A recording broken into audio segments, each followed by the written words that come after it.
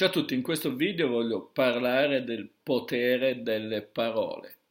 Prima di affrontare il tema, però, iscriviti al canale, seguimi sulla pagina Instagram Massimo Taramasco e iscriviti al mio nuovo canale Felicità Benessere, di cui ti posto il link in descrizione. Allora, vediamo il potere delle parole.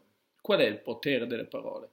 È quello di produrre emozioni, di suscitare emozioni. Non esistono parole migliori di altre per far vivere delle emozioni alle persone, sia nel positivo che nel negativo. Quindi le parole sono un tramite, un veicolo, sono emozioni concentrate. Dobbiamo però imparare ad usarle bene. La stessa parola detta a persone diverse che vivono situazioni diverse producono effetti completamente diversi. Pensate, non lo so, la parola sono le 15, guardo l'ora e dico sono le 15. Nel 99% dei casi non genera nessuna emozione questo fatto, sto semplicemente comunicando l'ora. Ma se una persona alle 15:30 aspetta l'esito di un esame che gli dirà se è una malattia terminale oppure no, quelle sono le 15, genererà una forte emozione. Quindi noi dobbiamo imparare a capire quali sono le parole che evocano emozioni per le persone che ci interessano.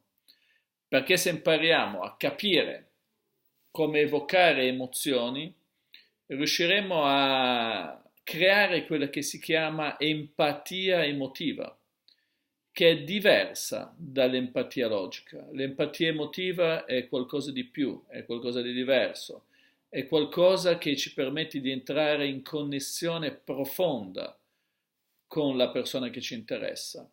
È quello che viene chiamato entanglement nella fisica quantistica, una connessione che determina un evento magico e dopo questa connessione tutto sarà diverso, nulla sarà più come prima, si creerà un legame profondo, molto profondo tra te e quella persona. Per cui cerca di scoprire quali sono le parole di potere, le parole fortemente evocatrici.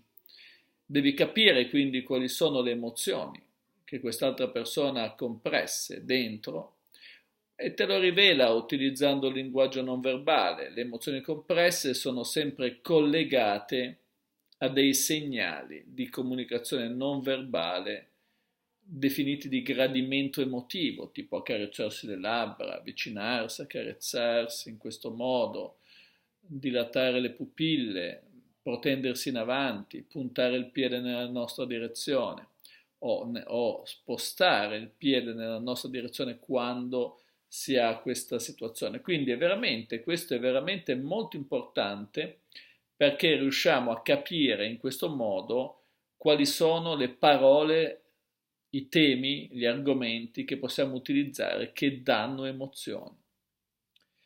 E poi un altro modo di comunicare molto utile è la comunicazione metaforica. La metafora, Gesù utilizzava la metafora per comunicare, perché sono parole generiche che si adattano a tutti e possono innescare meccanismi fortemente proiettivi, cioè le persone possono proiettare i loro vissuti, la loro interiorità.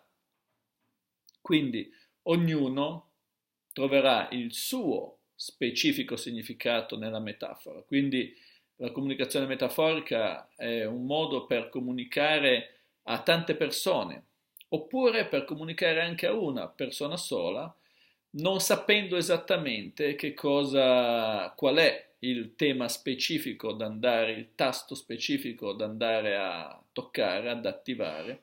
E allora, utilizzando la comunicazione metaforica, noi possiamo mandare dei segnali generici, delle storie generiche, e sarà la persona stessa, la parte emotiva della persona stessa, a trovare il significato più appropriato, il significato più giusto e quindi ovviamente in questo modo genereremo anche emozioni, perché il potere della parola è solo quello di produrre emozioni. Se la parola dà informazione pura, asettica, senza emotività non dà nessun beneficio, non funziona praticamente, non serve a nulla da un punto di vista del coinvolgimento, per carità. Poi la comunicazione informativa è molto importante, ma è molto più importante la comunicazione interattiva, quella che eroga un servizio emotivo, perché ci fa vedere diverse agli occhi dell'altra persona.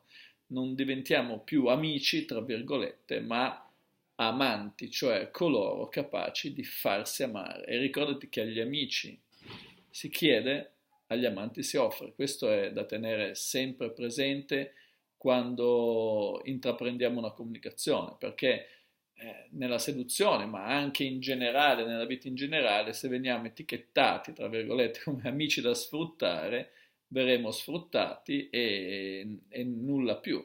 Invece fare questo salto quantico ci permette di diventare persone importanti, persone significative. Quindi cerca di capire quali sono le parole giuste da utilizzare nella comunicazione ed utilizzale. Bene, per questo video è tutto, seguimi sulla pagina Instagram Massimo Taramasco, iscriviti al canale e iscriviti anche al mio nuovo canale Felicità e Benessere, di cui ti posto il link in descrizione. Ciao a tutti!